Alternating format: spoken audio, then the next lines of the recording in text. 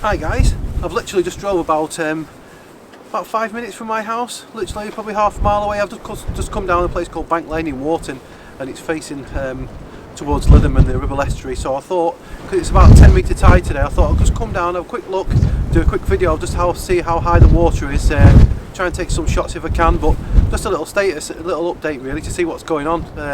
The water was fairly high up yesterday, and all the tide seems to have come and washed all the junk and all the boats and bits of logs and all sorts of stuff. So yeah, we'll get down there now and have a quick look, see what we can see.